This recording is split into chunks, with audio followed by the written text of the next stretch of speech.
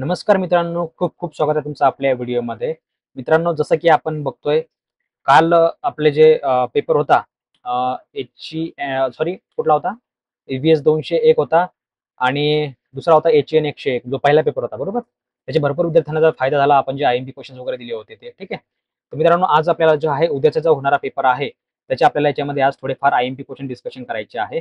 जसं की तुम्ही सर्वांनी IMP क्वेश्चन जे आहेत आपल्या ॲप्लिकेशनवर घेतले असेल आणि तुम्ही अभ्यासही करत असाल आणि त्याचा तुम्हाला फायदा देखील होत आहे. ठीक आहे. तर मित्रांनो, जसं की आपण टाईम टेबलमध्ये बघूया आता. उद्याचा जो पेपर आहे आपला तो आहे OPN 101 FY BA FY फक्त मराठी मीडियम आणि इंग्लिश मीडियमसाठी आहे elements of statistics FY English medium. ठीक आहे. जो आहे फॉर्म 107. तर ह्या दोनचे आज आपल्याला IMP क्वेश्चन बघायचे आहेत. आपण बघा याच्यामध्ये OPN 101 चे IMP क्वेश्चन्स बघूया कुठले कुठले आहेत. ठीक आहे. तर आशा आहे की तुम्ही सर्वांनी आपल्या ॲप्लिकेशनवर कोर्स घेतला असेल आणि तुम्ही त्याच्यामध्ये IMP क्वेश्चन्स वाचत असाल. ठीक आहे. थोडेफार मी याच्यामध्ये तुम्हाला IMP क्वेश्चन सांगणार आहे. परंतु तुम्हाला जास्त IMP क्वेश्चन पाहिजे असेल, म्हणजे ऑफकोर्स त्याचा फायदा होतच आहे, जसं की कालच्या पेपरला देखील झालेला आहे. जवळपास 70 ते 80% जे क्वेश्चन आहेत ते मी सांगितलेले पडले होते. ठीक आहे. तर त्याचा तुम्हाला लाभ होत आहे. तर ज्यांना कोणाला IMP क्वेश्चन्स वगैरे पाहिजे असेल, तर त्यांनी हे आपलं जे ॲप्लिकेशन आहे A2 टॉक परीक्षेत अभ्यास, हे ॲप्लिकेशन अवेलेबल आहे Androidच्या युजरसाठी. तर तुम्ही ज्या मित्रांनो यावर क्लिक करून तुम्ही ॲप जॉइन इन्स्टॉल करू शकता. ह्या ॲपची लिंक तुम्हाला मी खाली व्हिडिओच्या डिस्क्रिप्शनला दिलेली आहे.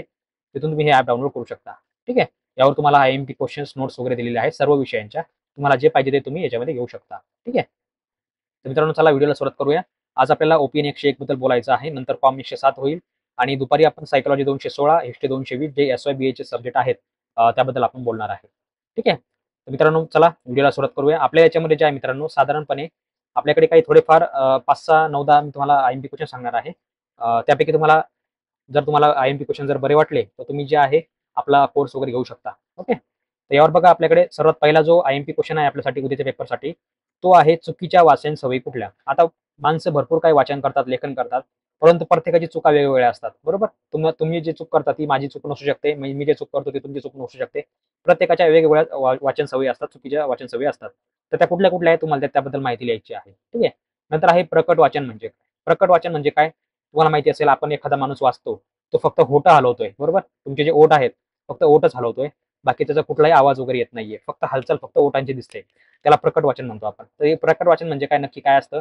याचं वाचन कुठे केलं जातं? ठीक आहे, पोथी, पुराण वगैरे महाभारत वाचता वेळेस त्याचा उपयोग केला जातो. तर ते तुम्ही तुमच्या शब्दामध्ये तुम्ही लिहू शकता. नंतर आहे वाक्यबोध म्हणजे काय? वाक्यबोध म्हणजे काय? हे एक सोपा प्रश्न आहे, तुम्ही ते घेऊ शकता. नंतर आहे वाचनामागील प्रेरणा स्पष्ट करा. आता वाचनामागील प्रेरणा स्पष्ट करा म्हणजे थोडक्यात काय, तर तुम्हाला जे तुम्ही वाचता त्याचे तुम्हाला काय फायदे होतात हे तुम्हाला याच्यामध्ये स्पष्ट करायचे आहेत. तुम्ही जे काही वाचता, जे काही लिहिता, त्याचे तुम्हाला काय फायदे होतात नक्की, ते जे आहे तुम्हाला याच्यामध्ये स्पष्ट करायचे आहेत. तर वाचनामागील फायदे भरपूर आहेत, ते तुम्हाला याच्यामध्ये लिहायचं आहे. ठीक आहे. नंतर आहे लेखनाचे महत्त्व, लेखनातील अडचणी स्पष्ट करा. लेखनाचे महत्त्व, आता जसं जसं आपण बघितलं वाचनाचे फायदे, तसं आहे लेखनाचे फायदे. लेखन केल्यानंतर तुमचं अक्षर चांगलं राहते. ठीक आहे. बोटांची हालचाल होते. म्हणजे चांगला तुमचे अक्षराला सवय लागते, चांगली सवय असते ती. ठीक आहे. वाचनामागे काय असतं, तुम्ही जर का जोरानं वाचलं, तर तुमचा आवाज स्पष्ट होतो, साफ होतो. ठीक आहे. मनातल्या मनात जर वाचलं तुम्ही, तर तुमचा विचार करण्याची क्षमता वाढते.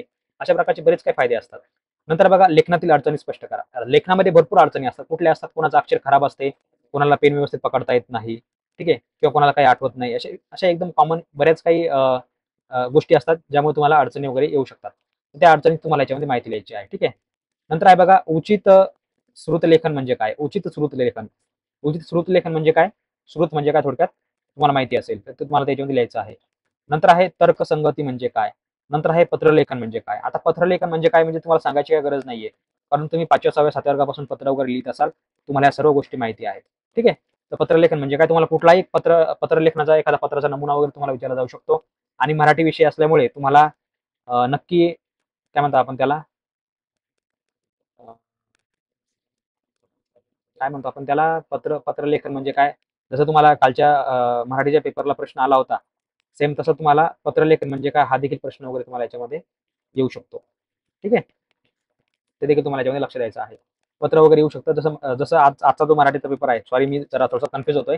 त्यामुळे आज जो आपला मराठीचा पेपर आहे त्याच्यामध्ये देखील पत्रलेखन येणार आहे आणि उद्याचा OPN जो आहे त्याच्यामध्ये देखील तुम्हाला पत्राचा नमुना वगैरे लिहायला असं विचारलं जाऊ शकतं. ठीक आहे.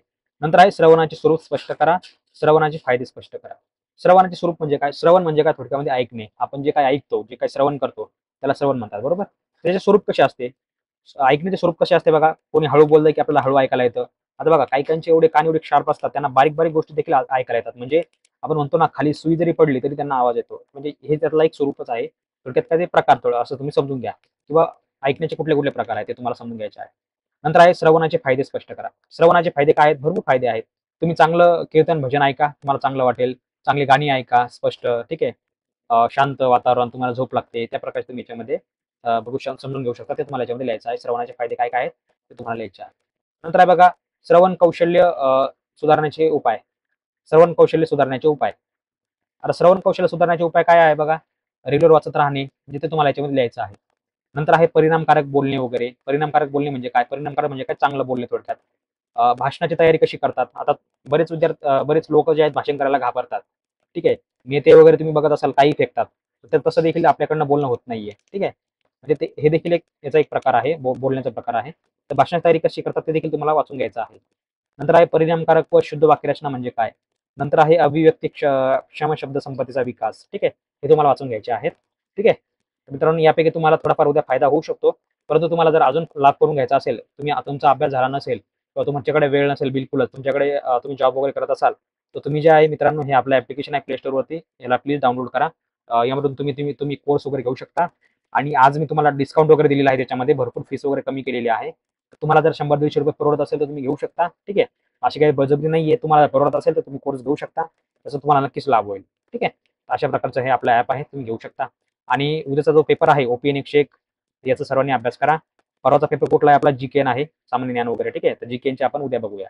ओके.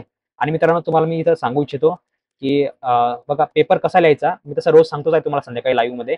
तर बघा इथे लाईव्ह सेक्शन आहे आपल्या YouTube चॅनलवरती. तुम्हाला आपल्या YouTube चॅनलवरती यायचं आहे, एटूटॉक सर्च करायचं आहे, किंवा तुम्हाला लिंक मिळेल याची, त्यावर क्लिक करायचं आहे, लाईव्हमध्ये जायचं. बघा रोज संध्याकाळी 9 वाजता आपला लाईव्ह लेक्चर असतं. कालचं लाईव्ह लेक्चर झालेलं आहे, हे आजचं लाईव्ह लेक्चर आहे. ठीक आहे. सर्वांनी याचा फायदा घेत जा.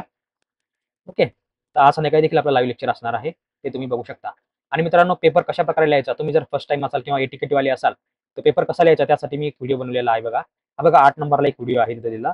YCMUचा पेपर कसा लिहावा. ठीक आहे. तुम्ही हे बघू शकता अशा प्रकारे. ठीक आहे. नंतर बघा, तुम्ही ए वगैरे बनवलं नसेल, तर सर्वांनी बनवून घ्या. ए कसा बनवायचा ते देखील तुम्हाला मी याच्यामध्ये सांगितलेलं आहे. ठीक आहे. YCMUसाठी कसा बनवायचा डिजिलॉकरच्या सहाय्याने, ते तुम्हाला मी इथे सांगितलेलं आहे. ठीक आहे. बाकीचे अपेक्षित प्रश्न वगैरे तुम्हाला सर्वांना दिलेले आहेत. तुम्ही ते देखील याच्यामध्ये बघू शकता. ठीक आहे. तर हा व्हिडिओ नक्की बघा तुम्ही. YCMUचा पेपर कसा लिहायचा 8 नंबरला व्हिडिओ आहे. ओके. तर मित्रांनो, चला आपण आता याच्यामध्ये भरपूर डिस्कशन झालेलं आहे. ज्यांना कोणाला IMP क्वेश्चन्स वगैरे पाहिजे असेल, तर त्यांनी आपलं एटूटॉक ॲप्लिकेशन डाउनलोड करा.